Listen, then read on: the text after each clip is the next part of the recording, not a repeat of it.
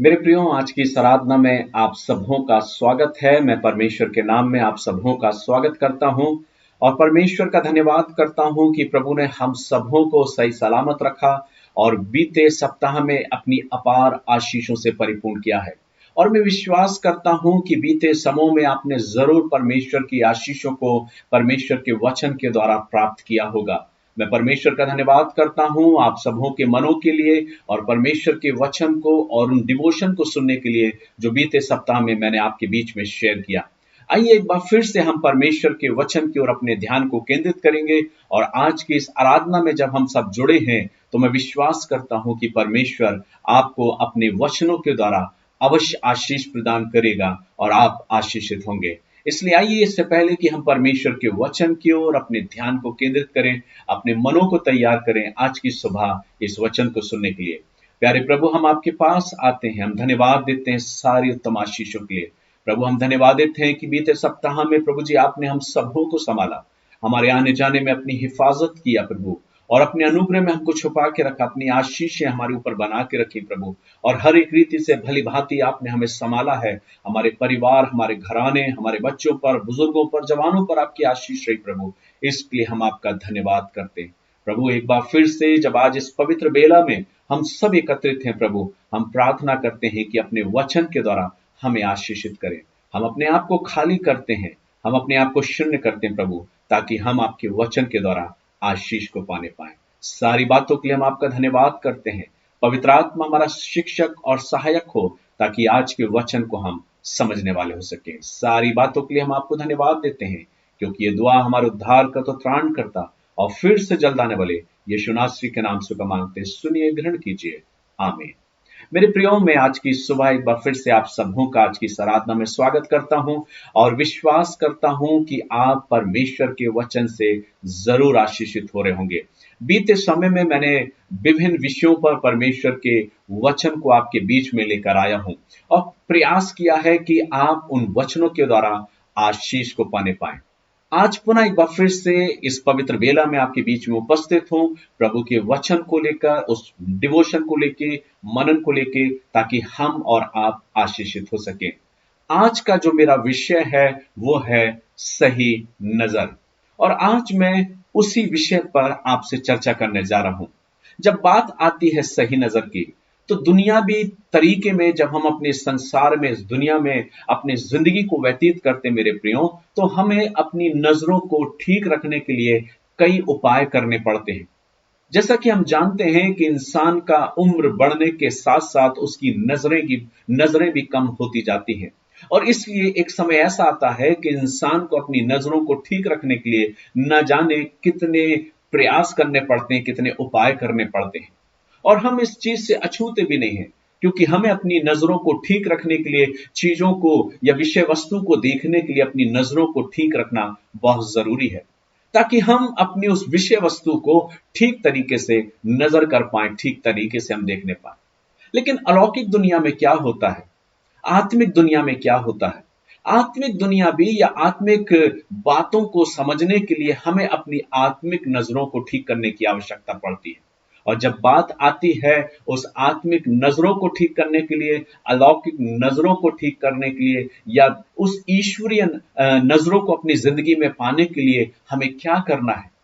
मेरे प्रियो, हम अपनी जिंदगी में कई बार ऐसे कई प्रश्न करते हैं कि हम समझ नहीं पा रहे हैं, हम परमेश्वर के कामों को अपनी जिंदगी में होते हुए देख नहीं पा रहे हैं। परमेश्वर की मर्जी क्या है, परमेश्वर की इच्छा क्या है, परमेश्वर मुझसे क्या चाह रहा है, या उसकी मर्जी मेरी जिंदगी में क्या है, हमें कुछ सूझ नहीं पड़ता। और आज ना जाने कितने ऐसे तमाम लोग हैं जो अपनी जिंदगी के बारे में या अपने जीवन के उन तमाम सारे प्रश्नों के बारे में पता करने के लिए इतने उतावले हैं, इतने उत्सुक हैं, और वो उन प्रश्नों के जवाब अपनी जिंदगी में पाना चाहते हैं। लेकिन जब हम अपनी जिंदगी को परमेश्वर के वचन रूपी दर्पण में देखते हैं, तो परमेश्वर का वचन अपने अपने वचन के द्वारा मुझसे और आपसे बातचीत करना चाहता है। मेरे प्रियो, मैं आज आपसे बात करने जा रहा हूं सही नजर की, और मैं बात कर रहा हूं उस अलौकिक दुनिया की, उस अलौकिक नजर की जो मुझे और आपको अपनी जिंदगी में बरकरार रखने की जरूरत है। और उस नजर को हम कैसे बरकरार रखेंगे? जब हम परमेश्वर के वचन का अध्ययन करते हैं, जब हम परमेश्वर के वचन को पढ़ते हैं, जब हम मनन करने बैठते हैं, तो हम प्रार्थना करते हैं, प्रभु अपने वचन को पढ़ने की समझ मुझे दे। आज दुनिया में हर इंसान प्रभु के उस वचन को समझ नहीं पाता। हर कोई अपने अपनी दृष्टिकोण के अनुसार, अपनी अपनी बुद्धि के अनुसार, अपनी अपनी समझ के अनुसार, या कहना चाहिए कि सांसारिक बुद्धि और सांसारिक समझ के अनुसार उस वचन को बताने का प्रयास करता है, या अपने अपनी उन बातों को रखने का प्रयास करता है। लेकिन वास्तविकता क्या है? वास्तविकता यह है कि अगर हम परमेश्वर के उस दिव्य वचन को अपनी जिंदगी में देखना चाहते हैं, तो उस वचन को समझने के लिए एक दिव्य नजर का होना बहुत जरूरी है। और ये दिव्य नजर ऐसे नहीं आती। एक बार की बात है, एक राजा के पास एक व्यक्ति जाता है जो काफी बुद्धिजीवी था। और वो संत जब उस राजा के उस महल में जाता है, तो राजा उससे एक प्रश्न पूछता है और कहता है, अगर तुमने मेरे प्रश्न का जवाब दे दिया तो मैं आपको बहुत सारी मुद्राएं दूंगा। वो संत जबकि उस राजा के महल में गया और उस राजा ने उसकी सूझबूझ की परीक्षा लेनी चाहिए। उस संत ने कहा, ठीक है महाराज, आप मेरी परीक्षा ले सकते हैं। और तब उस राजा ने कहा कि ईश्वर दिखता कैसा है, ईश्वर दिखाई कैसा देता है। और तब उसने पूछा कि आप क्या मेरे इस प्रश्न का जवाब दे सकते हैं।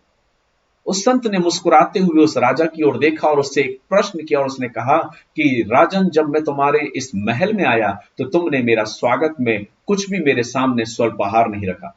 और तब राजा के आदेश के अनुसार उस संत के सामने एक थाली में एक दूध का गिलास लेकर आया जाता है। और जब वो दूध का गिलास अपने हाथ में वो संत लेता है, तो वो उस गिलास में बार बार अपनी उंगली को डुबो रहा था। काफी देर तक देखने के बाद राजा से रहा नहीं गया और राजा ने उस संत से पूछा कि आप ये क्या कर रहे हैं? आप बार बार अपनी उंगली को इस दूध के गिलास में क्यों डाल रहे हैं? और तब वो संत राजा को जवाब देता है और राजा से कहता है, राजा, मुझे तो ये बताया गया है कि दूध में मक्खन होता है, दूध में मक्खन होता है, इसलिए उस मक्खन को मैं देखना चाह रहा हूं। और तब उस संत की बात को सुनकर राजा मुस्कुराता है और राजा कहता है, ये आप कैसी बात कर रहे हैं? इस दूध के अंदर मक्खन को देखने के लिए पहले आपको इस दूध को जमाना होगा, और उसके बाद उस दूध को जमाने के द्वारा जो दही बनेगा, उस दही को मथने के द्वारा जो मक्खन निकलेगा, उसमें फिर आपको वो मक्खन प्राप्त होगा। राजा की बात को सुनकर वो संत मुस्कुराते हैं और कहते हैं, ठीक यही है आपके प्रश्न का जवाब। ईश्वर ऐसे ही नहीं मिल जाता कि आप सोचें कि ईश्वर दिखाई कैसे देता है। ईश्वर किस प्रकार से हमारे सम्मुख हम ईश्वर की उस उपस्थिति का एहसास कर सकते हैं।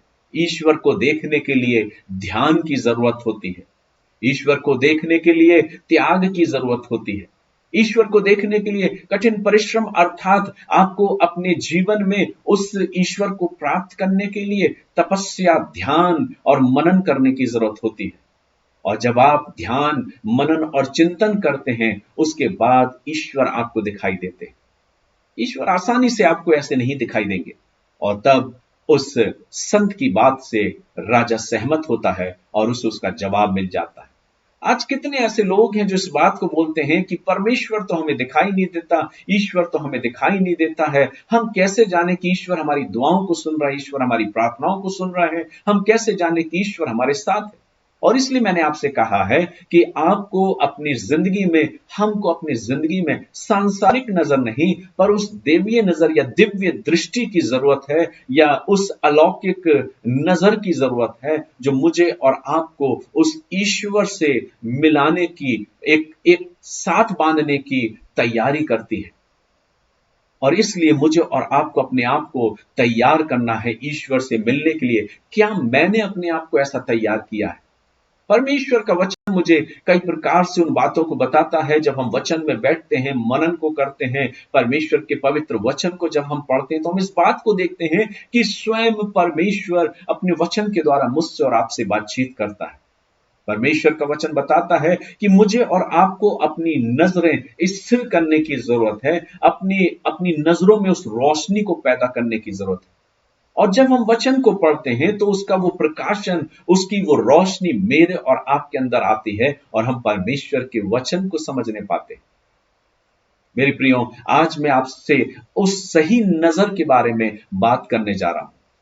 मेरे प्रियो, परमेश्वर का वचन कहता है कि कई बार हम और आप अपने जीवन में ऐसे प्रश्नों को पूछते हैं जिसका जवाब कई बार हम चाहते हैं हमारी जिंदगी में। जैसा कि मैंने प्रारंभ में कहा कि इंसान कई बार इस बात को बोलता है कि मुझे समझ में नहीं आ रहा है कि मेरी जिंदगी में ये सब घट क्यों रहा है।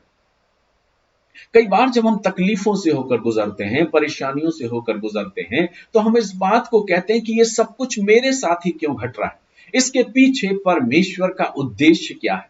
और एक सांसारिक मनुष्य को ये बातें समझ में नहीं आएगी। जो एक दुनियावी मनुष्य है उसे इन सारी बातें समझ में नहीं आएगी। लेकिन अगर आप अपनी जिंदगी को एक दिव्य रोशनी में या परमेश्वर के साथ अपनी जिंदगी को व्यतीत करते हैं तो धीरे धीरे आपकी नजरें साफ होती जाएंगी और आप सब कुछ समझने के लायक होते जाएंगे। कई बार जिंदगी में तूफान इसलिए नहीं आते कि आप बेचैन हो जाएं। आपने देखा होगा अक्सर इंसान की जिंदगी में जब तूफान आते हैं, तकलीफें आती हैं, तो वो बेचैन हो जाता है। एक सांसारिक मनुष्य अपनी जिंदगी में अपनी बेचैनी को व्यक्त करता है उन तूफानों में जब वो पड़ता है, परेशानियां जब उसकी जिंदगी में आती हैं। वो सोच नहीं पाता, वो सोचता ये सब कुछ क्यों घट रहा है, मुझसे कहां गलती हो गई कि परमात्मा ने या ईश्वर ने मुझे इस विकट परिस्थिति में डाल दिया। लेकिन एक जो दिव्य रोशनी में अपनी जिंदगी को व्यतीत कर रहा है, परमात्मा के साथ, ईश्वर के साथ, परमेश्वर के साथ अपनी जिंदगी को व्यतीत कर रहा है, तो वो अपने जीवन में इस बात को देख लेता है कि इन तकलीफों के पीछे एक उद्देश्य छुपा है। परमेश्वर मेरे और आपके लिए रास्ते खोल रहा है। मुझे बहुत खूबसूरत वो दृश्य नजर आता है जब वचन मुझे और आपको, जब हम वचन को पढ़ते हैं तो ये बात हमें सीखने को मिलती है। जब सारे इजरायली मिस्र की गुलामी से निकले तो उनके सामने एक विकट परिस्थिति आ गई और उनके सामने लाल सागर जब सामने आए तो वो अपनी जिंदगी में भयभीत हो गए। एक तरफ पूरी इजरायली सेना है, एक तरफ पूरे इजरायली लोग हैं जो अपनी जिंदगी में उस लाल सागर को देखकर भयभीत हो रहे हैं और वो कहते हैं कि हमारे पीछे मिस्री सेना है जो शायद अब हमें मार देगी। लेकिन दूसरी तरफ परमेश्वर का सेवक, परमेश्वर का दास, वो जन जो मूसा है, वो कहता है खड़े होकर परमेश्वर के कामों को देखो। एक तरफ तो वो इजरायली लोग हैं जिन्हें दिखाई नहीं दे रहा कि परमेश्वर अब इस लाल सागर को कैसे दो भाग करेगा, लेकिन दूसरी तरफ मूसा कहता है कि तुम खड़े होकर देखो कि परमेश्वर तुम्हारे लिए क्या करता है। वचन बताता है कि परमेश्वर ने ऐसी प्रचंड वायु को चलाया कि लाल सागर दो भाग हो गया और उसके बीच में से होकर पूरे इजरायली लोग वहां से निकलकर पार हो जाते हैं। परमेश्वर उनके लिए रास्ते खोजता है, परमेश्वर उनके लिए वो सहारा बनता है, वो मार्ग खोलता है उनको निकलने के लिए। जिंदगी में बेचैन मत होइए मेरे प्रियो। जब आपको ऐसा नजर आए कि तकलीफ और परेशानी आपकी जिंदगी में आ रही हैं, अपनी नजरों को बरकरार रखिए, अपनी सही नजर को बना के रखिए और ये खोजने का प्रयास करिए कि परमेश्वर उस तकलीफों में होकर आपके लिए रास्ते तैयार कर रहा है। अपनी नजरों को सही बनाने की जरूरत है।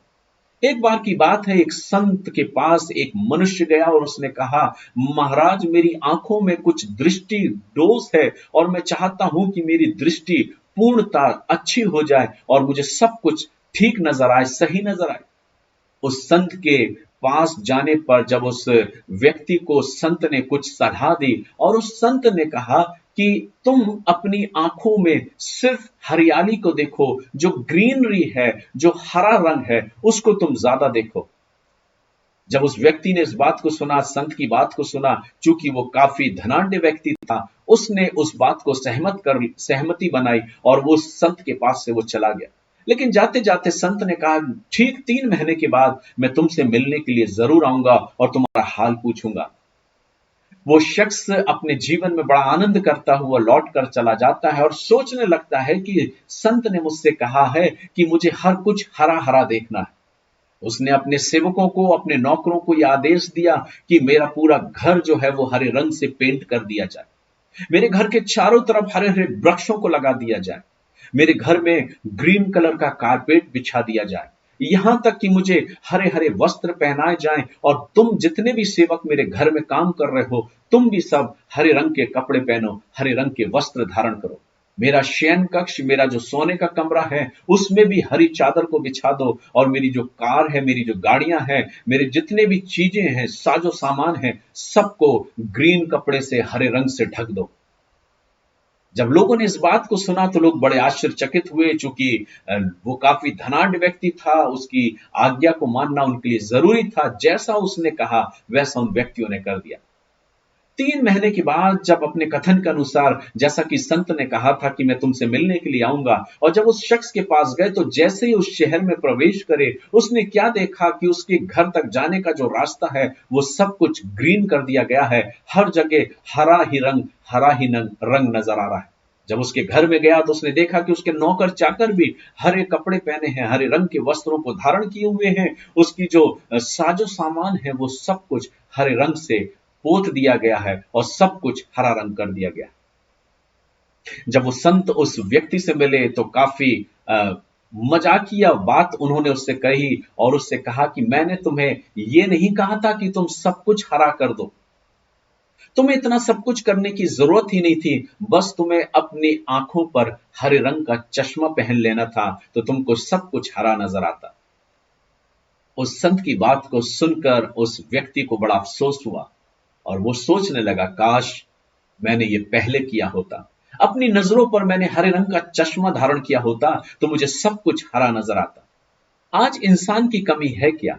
आज इंसान दूसरों को बदलने का प्रयास कर रहा है, दूसरों को बदलने की कोशिश कर रहा है, और वो सोचता है कि जैसा वो देखना चाहता है तो वो दूसरों की जिंदगी में भी वैसा ही देखे। लेकिन जरूरी क्या है मेरे प्रिय? अगर हम अपने आप को बदल लेते हैं तो हमें सब कुछ वैसा ही नजर आता है जैसा कि हम देखने का प्रयास करना चाहते हैं। मेरे प्रियो, परमेश्वर का वचन क्या सिखाता है?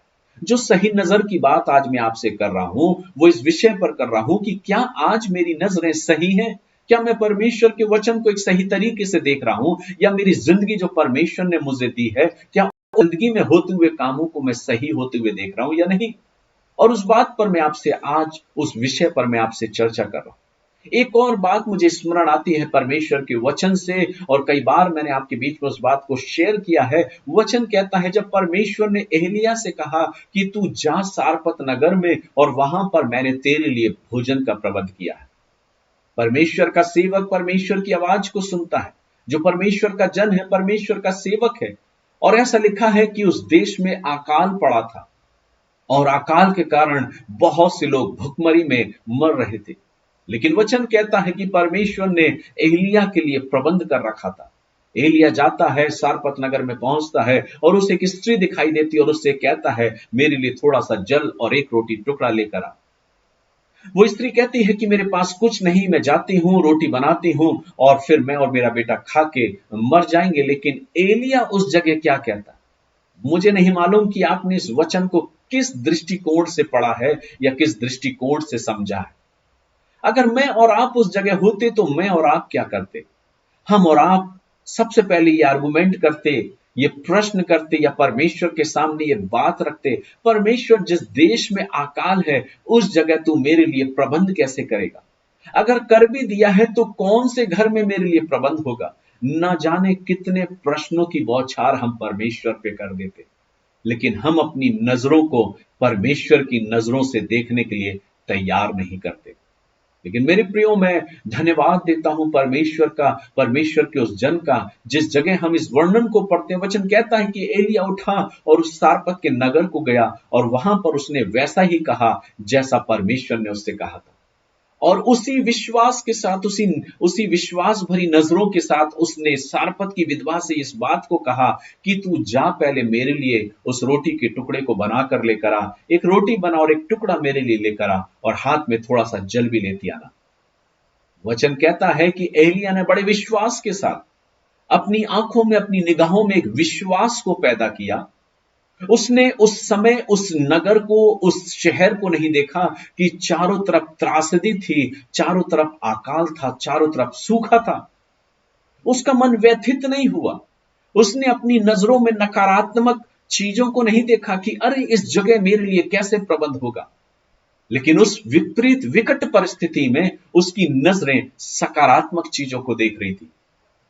एक उन पॉजिटिव चीजों को होते हुए देख रही थी और उसने अपनी जिंदगी में उस बात की कल्पना कर ली थी, और वो कल्पना मात्र ही नहीं पर उसने अपनी नजरों में उस बात को बरकरार कर लिया था कि मेरे लिए यहां पर प्रबंध है। वचन कहता है कि जब तक एलिया उस जगह रहा, ना तो उस घर का मैदा चूका और ना तेल खत्म हुआ, और वे खाते रहे। कौन सी शिक्षा इस वचन से मुझे और आपको मिलती है? क्योंकि एलिया ने अपनी नजरों को सही रखा, उसने परमेश्वर की बात पर भरोसा रखा, उसने परमेश्वर की बात पर विश्वास किया। उसकी नजरें डगमगाई नहीं, उसकी नजरों में शक पैदा नहीं हुआ, लेकिन उसने अटूट विश्वास के साथ अपने जीवन को आगे बढ़ाया। आज सबसे ज्यादा मेरी नजरें किन बातों को होते हुए देखना चाहती हैं? विपरीत परिस्थितियों को जब आप देखते हैं, तकलीफें, समस्याएं जब आपकी जिंदगी में आती हैं, तो क्या आपकी नजरें सकारात्मक चीजों को होते हुए देख रही है या नहीं? लेकिन वचन कहता है कि एलिया ने अपने जीवन में अपनी नजर को ठीक रखा और एक सही दिशा में अपनी नजरों को रखा, और उसने उन सारी बातों पर भरोसा किया और विश्वास किया, और परमेश्वर के अद्भुत कामों को अपनी जिंदगी में होते हुए देखा। मुझे घटना याद आती है अय्यूब के जीवन की। अय्यूब जिसकी जिंदगी में बहुत कुछ, न जाने क्या कुछ उसकी जिंदगी में नहीं घटा। उसने अपनी जिंदगी के विपत्ति के उन समयों को देखा, अपनी जिंदगी में उस बीमारी को अपनी जिंदगी में उसने देखा, यहां तक कि उसकी पत्नी भी उसे धिक्कारने लगी, और उसने कहा तू परमेश्वर को कोस, परमेश्वर को धिक्कार, और मरता है तो मर जा। लेकिन जब इस मनन को मैं कर रहा था, एक और विचार मेरे जहन में आया, और वो ये कि परमेश्वर ने इस बात को मुझे सिखाया कि देख, ऐसी विकट परिस्थिति में भी, ऐसी विपरीत परिस्थिति में भी अय्यूब ने अपनी नजरों को बरकरार रखा। अय्यूब ने अपने जीवन में परमेश्वर के उस अनुग्रह को नहीं छोड़ा, या परमेश्वर के उस अनुग्रह की ओर अपनी दृष्टि को नहीं हटाया। और अय्यूब इस बात को कहने में संकोच नहीं किया। उसने बड़े विश्वास भरी नजरों से इस बात को कहा, जिस परमेश्वर से हम सुख लेते हैं, क्या उस परमेश्वर से हम दुख ना लें? आज आवश्यकता क्या है मेरे प्रियो? किसी कवि ने बहुत खूबसूरत तरीके से इस बात को लिखा है, कहा है। इन दो लाइनों को बहुत खूबसूरत तरीके से उसने इस बात को बयां किया है। जैसा कि इन लाइनों में इस प्रकार से कहा गया है कि दुख में सुरमिन सब करें, सुख में करे ना कोई, जो सुख में सुरमिन करे सो दुख काहे को होए।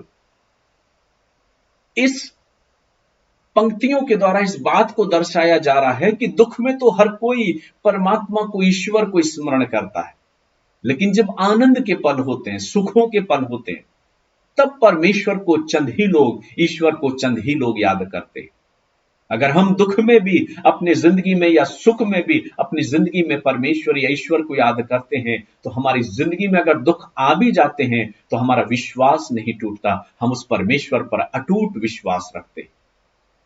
मेरे प्रियो, यहां पर वचन कहता है कि एलिया ने विश्वास किया, उसकी नजरें नहीं डगमगाई, उसकी नजरों में विश्वास कम नहीं हुआ, उसने अटूट विश्वास रखा। उसकी नजरों में एक विश्वास था कि मेरी जिंदगी में जो परमेश्वर ने कहा है वो पूरा होगा।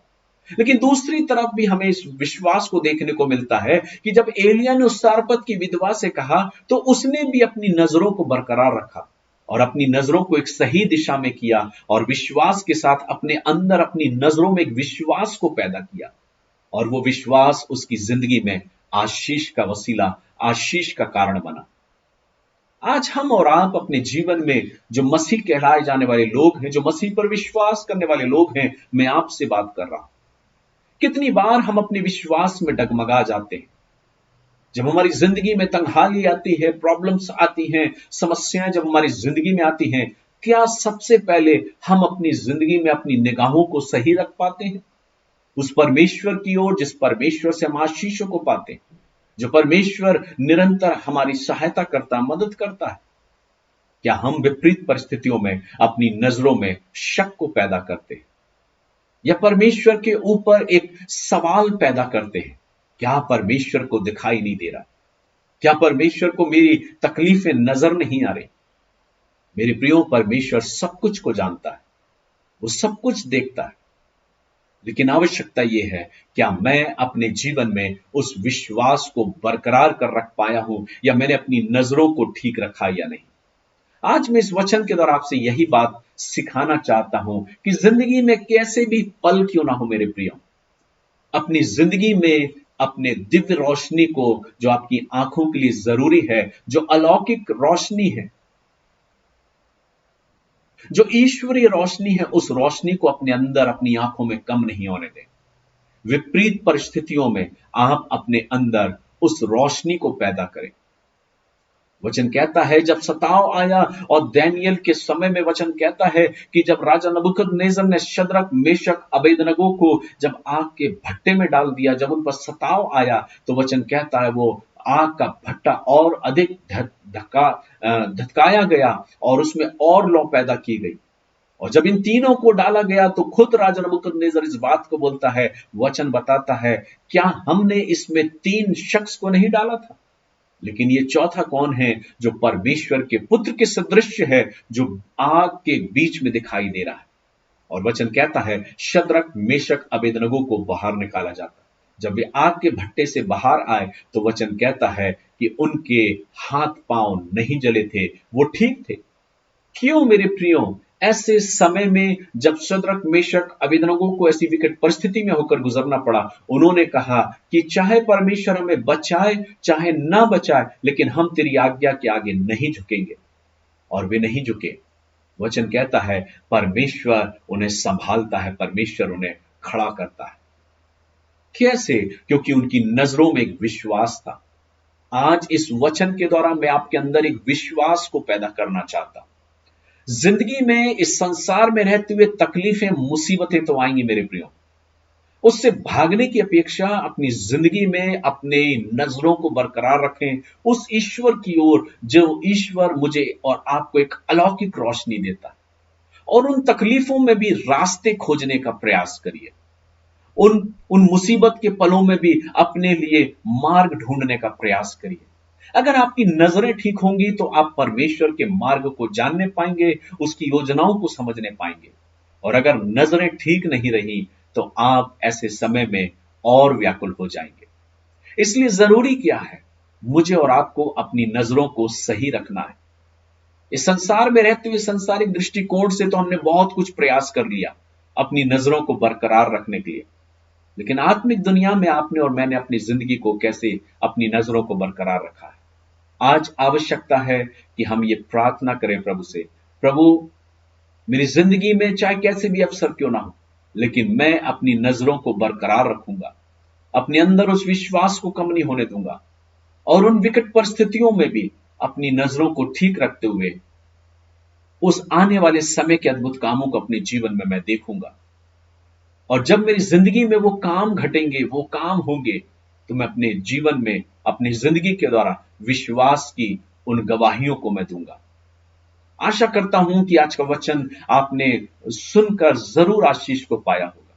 इसलिए अगली बार जब आप कभी ऐसी जिंदगी में, अपने जिंदगी में होते हुए कामों को देखें, तो अपनी नजरों में अपने आप को, अपने जीवन को व्याकुल ना करें, अपने जीवन को और अधिक दुखित ना करें, पर अपनी नजरों को इतना स्ट्रांग करें कि उस विकट परिस्थिति में होकर अपनी नजरों को ऐसा तेज करें कि आप आने वाले समय की उन बातों को देखें और परमेश्वर का धन्यवाद करते हुए इस बात को कहें, प्रभु मैं इसमें आपकी भलाई देखता हूं, आपकी अच्छाई को देखता हूं, और मैं तेरा धन्यवाद करता हूं कि तूने मुझे वो परख दी है, वो नजरें दी हैं कि उन नजरों के द्वारा मैं सही चीज को अपनी जिंदगी में होते हुए देखता हूं।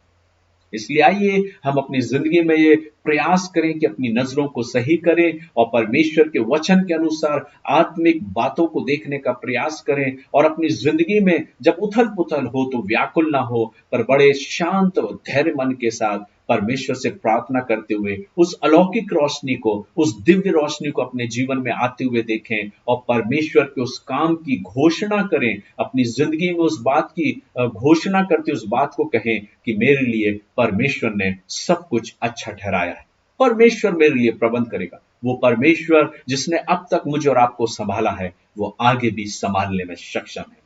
परमेश्वर पिता आप सबों को आशीष दे। आशा करता हूं कि आज के वचन के द्वारा आपने जरूर आशीष को पाया होगा, और आज जब आप परमेश्वर के इस वचन के द्वारा आशीष को पाते हैं, तो परमेश्वर का धन्यवाद करें, अपने परिवार के साथ बैठकर इस वचन पर मनन जरूर करें। परमेश्वर पिता आशीष दे। अगले सप्ताह हम फिर पुनः मुलाकात करेंगे।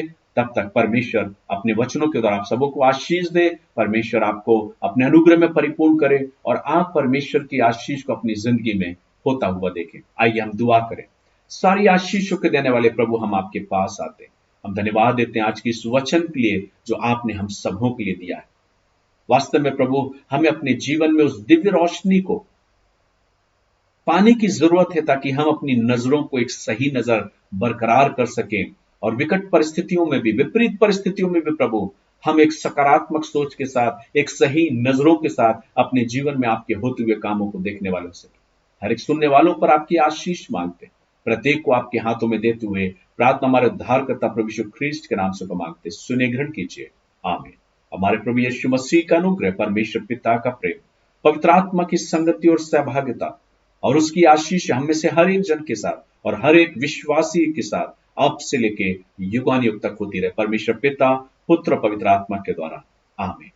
God bless you. परमेश्वर पिता आप सबों को आशीष दे। अगले सप्ताह हम फिर मुलाकात करेंगे एक नए वचन के साथ। तब तक परमेश्वर आप सबों को संभाले। जय मसीह की। God bless you.